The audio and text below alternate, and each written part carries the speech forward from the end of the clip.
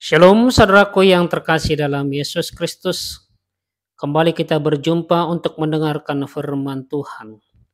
Sebelum kita mendengarkan firman Tuhan, mari kita bersatu di dalam doa. Damai sejahtera Allah yang melampaui segala akal dan budi manusia. Itulah yang memelihara hati dan pikiranmu di dalam Kristus Yesus Tuhan kita. Amin. Saudara-saudara yang terkasih dalam Yesus Kristus yang menjadi khotbah bagi kita pada hari ini, seturut dengan terang tema memberi dari kekurangan. Dari 1 Raja-Raja 17 ayat 7 sampai dengan ayatnya yang ke-16. 1 Raja-Raja 17 ayat 7 sampai 16 saya baca bagi kita keseluruhan. Demikian firman Tuhan. Elia dan janda di Sarfat. Tetapi sesudah beberapa waktu, sungai itu menjadi kering, sebab hujan tiada turun di negeri itu. Maka datanglah firman Tuhan kepada Elia, bersiaplah pergi ke Sarfat yang termasuk wilayah Sidon, dan diamlah di sana. Ketahuilah, aku telah memerintahkan seorang janda untuk memberi engkau makan. Sesudah ia bersiap, lalu pergi ke Sarfat. Setelah ia sampai ke pintu gerbang kota itu, tampaklah di sana seorang janda sedang mengumpulkan kayu api. Ia berseru kepada perempuan itu, katanya, "Cobalah ambil bagiku sedikit air dalam kendi, supaya aku minum." Ketika perempuan itu pergi mengambilnya, ia berseru lagi, "Cobalah ambil juga bagiku sepotong roti." Perempuan itu menjawab, "Demi Tuhan Allahmu yang hidup, sesungguhnya tidak ada roti padaku sedikit pun, kecuali segenggam tepung dalam tempayan dan sedikit minyak dalam buli-buli. Dan sekarang aku sedang mengumpulkan 2-3 potong kayu api. Kemudian aku mau pulang dan mengolahnya bagiku dan bagi anakku. Dan setelah kami memakannya, maka kami akan mati." Tetapi Elia berkata kepadanya, "Jangan takut, pulanglah, buatlah seperti yang kau katakan. Tetapi buatlah lebih dahulu bagiku sepotong roti bundar kecil daripadanya, dan bawalah kepadaku. Kemudian barulah kau buat bagimu dan bagi anakmu. Sebab beginilah firman Tuhan Allah Israel. Tepung dalam tempayan itu tidak akan habis, dan minyak dalam buli-buli itu pun tidak akan berkurang sampai pada waktu Tuhan memberi hujan ke atas bumi." Lalu pergilah perempuan itu dan berbuat seperti yang dikatakan Elia. Maka perempuan itu dan dia serta anak perempuan itu mendapat makan beberapa waktu lamanya. Tepung dalam tempayan itu tidak habis, dan minyak dalam buli-buli itu tidak berkurang, seperti firman Tuhan yang diucapkannya dengan perantaraan Elia. Sampai sejauh demikian pembacaan firman Tuhan. Saudara-saudara yang terkasih dalam Yesus Kristus, tentu kita semua pernah dan sering memberi kepada orang lain. Entah memberi apapun. Memberi barang, memberi benda, makanan, uang kita kepada orang lain. Namun biasanya orang yang mau memberi, dia memberi karena ia sudah mempunyai. Itu biasa. Atau karena ia sudah mempunyai banyak. Itu biasa. Yang tidak biasa adalah bila kita memberi dari kekurangan kita. Kita butuh, namun kita berikan karena orang lain pun membutuhkan. Firman hari ini mengajak kita, saudaraku, mengarahkan kita bukan karena hanya ketika kita mempunyai banyak, tetapi bahkan dari keterbatasan kita, kita mau memberi dari kekurangan.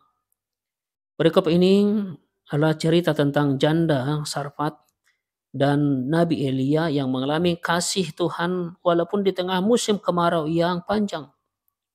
Ketika di Israel terjadi kemarau panjang, sungai Kerit tempat Elia mengalami kasih Tuhan mencukupkan makanan dan minuman lewat burung gagak yang mengantar makanan dan air sungai Kerit yang menjadi air pelepas dahaganya.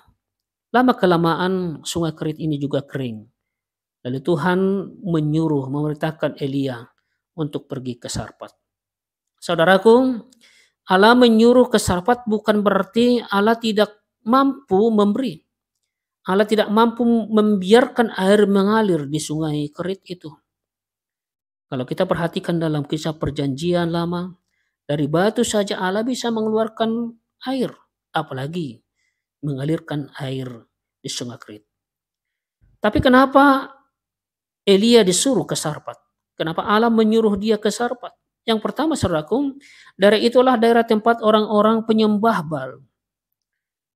Elia disuruh ke sana supaya mereka mengenal Allah. Allah yang benar. Siapa Allah yang benar itu? Yang kedua, supaya semakin jelas bagi orang Israel, juga makin jelas kepada kita sekarang yang mendengarkan firman Tuhan hari ini.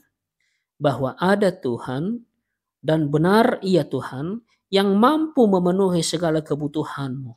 Kebutuhan kita. Buktinya mana, saudaraku? Elia tidak disuruh ke tempat orang yang kaya, tetapi ke tempat orang yang miskin, janda miskin. Dan semakin terpuruk karena kemarau. Mereka bergumul di tengah suasana kemarau. Hidupnya semakin terpuruk. Artinya, tidak ada yang mampu ia perbuat memenuhi kebutuhan hambanya Elia sebenarnya. Tapi kesanalah Tuhan menyuruh Elia. Membuktikan bukan manusia yang memberikan Elia makan, tetapi karena kekuatan Allah semata. Karena Allah yang memberikan segala kebutuhan manusia itu. Yang ketiga, ke Sarpat artinya tempat atau bengkel memperbaiki logam. Ke sana Elia disuruh untuk memperbaiki iman bangsa Israel. Saudara-saudara, apa yang mau kita renungkan lewat firman Tuhan hari ini? Yang mau kita renungkan yang pertama, bahwa Allah mampu mencukupi kebutuhan kita. Allah mampu mencukupi kebutuhanmu melalui apapun. Asal kamu mau tunduk dalam percaya. Ketika Allah berfirman kepada Elia dalam ayat yang ke-9 di dalam perikop tadi dikatakan, bersiaplah pergi ke Sarpat yang termasuk wilayah Sidon dan diamlah di sana. Ketahuilah, aku telah memerintahkan seorang janda untuk memberi engkau makan. Elia bergegas ke sana tanpa menunda-nunda, tanpa bertanya, tanpa diskusi. Tetapi ia taat dalam iman pergi ke Sarpat. Persis seperti apa yang dia lakukan oleh Abraham. Abraham ketika dipanggil Allah meninggalkan kampung halamannya dari Ur Kasdim ke tempat yang akan ditujukan Allah kepadanya. Dia segera pergi. Kalau kita baca dalam kitab Kejadian 12. Dia percaya Tuhan itu tidak akan pernah salah dan tidak akan pernah gagal. Itulah Elia. Maka dia bergegas tanpa menunda-nunda, tanpa tanya, tanpa diskusi. Ia taat dalam imannya kepada Tuhan untuk melakukan apa yang Tuhan kehendaki. Keteguhan hati yang demikian sepatutnya kita miliki. Dan kita berkata, asal kita mau tunduk dan taat melakukan firman Tuhan, pasti Tuhan akan mencukupkan apa yang saya perlukan. Kita imani itu. Tetapi saudaraku, memang ada banyak orang yang takut. Ada banyak orang yang khawatir. Tapi saya percaya kita tidak termasuk di dalamnya. Ada banyak orang yang takut, yang khawatir. Itu yang membuat lebih penting kerja daripada ibadah. Yang membuat bahwa lebih penting untuk mencari sesuap nasi daripada bersekutu dengan Tuhan, beribadah di dalam Tuhan. Yang lain takut untuk mempersembahkan dirinya. Takut untuk mempersembahkan hartanya kepada Tuhan. Karena tidak yakin bahwa Tuhan akan memberikan kelimpahan, berkat yang melimpah dalam hidupnya. Kalau kita mendahulukan kerajaan Allah. Yang kedua yang kita lihat, yang pertama sekali Elia minta kepada janda di Sarpat itu adalah air. Air yang dia minta kepada janda itu. Karena air itu ada, maka ia bergegas mengambilnya. Tetapi Elia meminta lagi yang lebih berat, yaitu apa? Roti.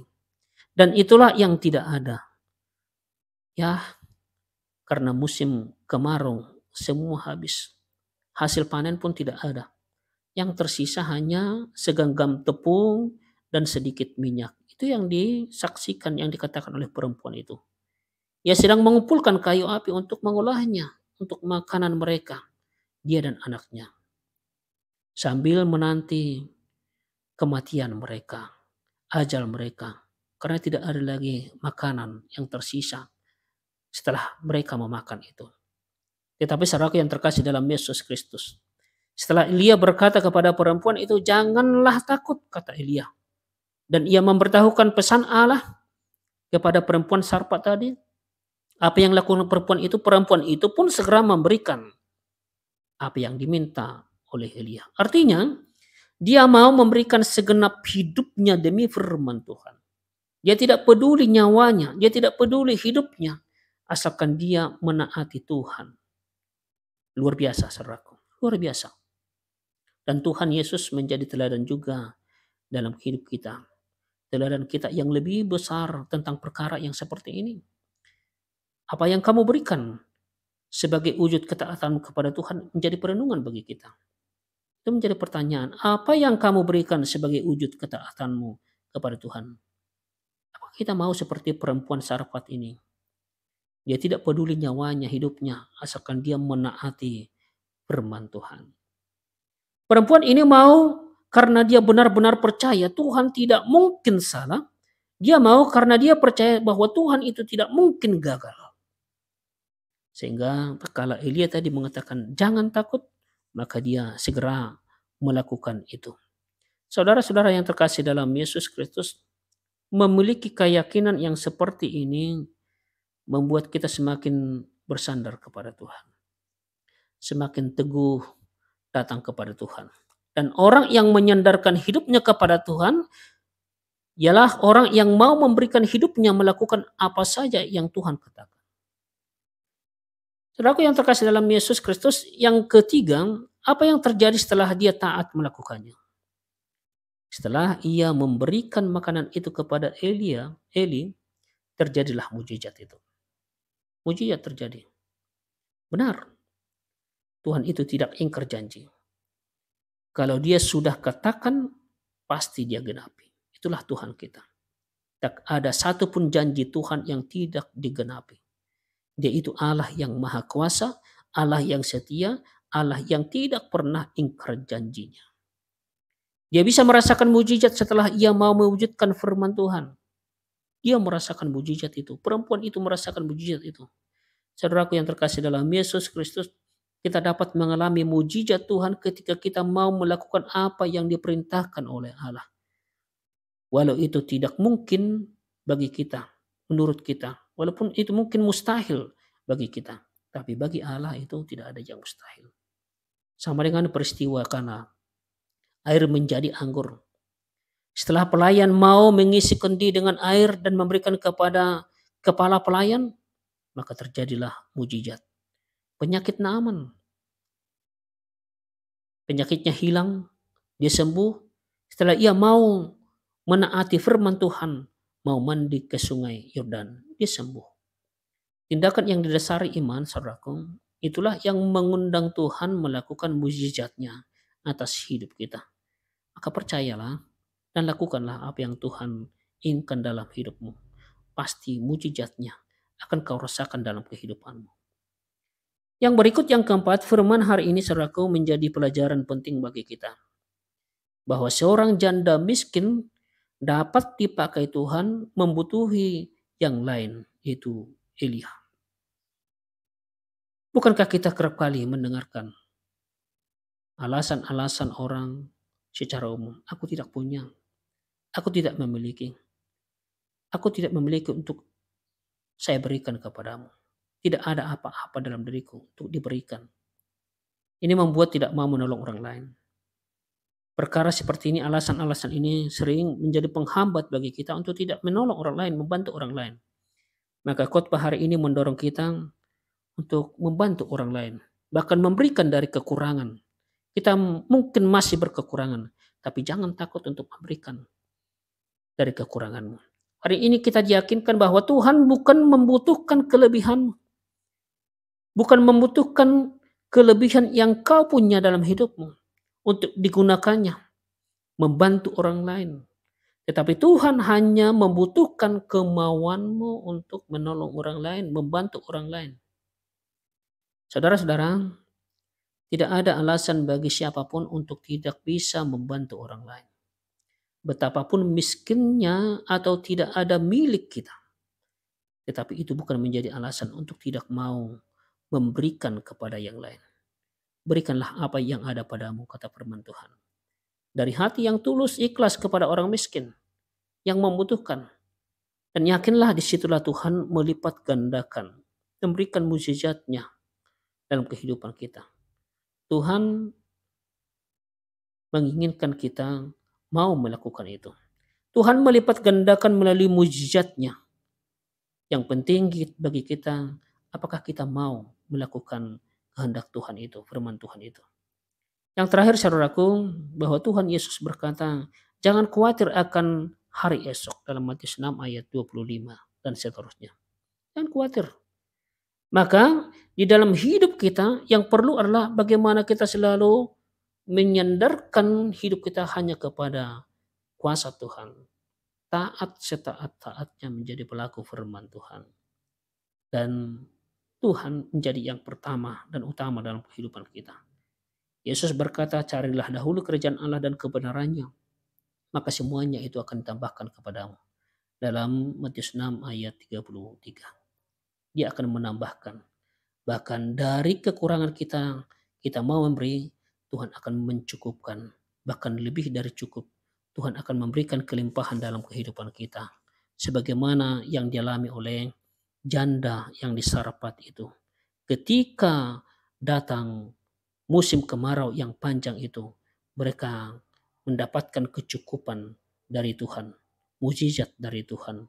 Ketika mereka memberi dari kekurangan mereka, Tuhan selalu memberikan jalan, solusi bagi kehidupan mereka, dan memberikan kebutuhan mereka. Tuhan Yesus memberkati kita semua. Amin.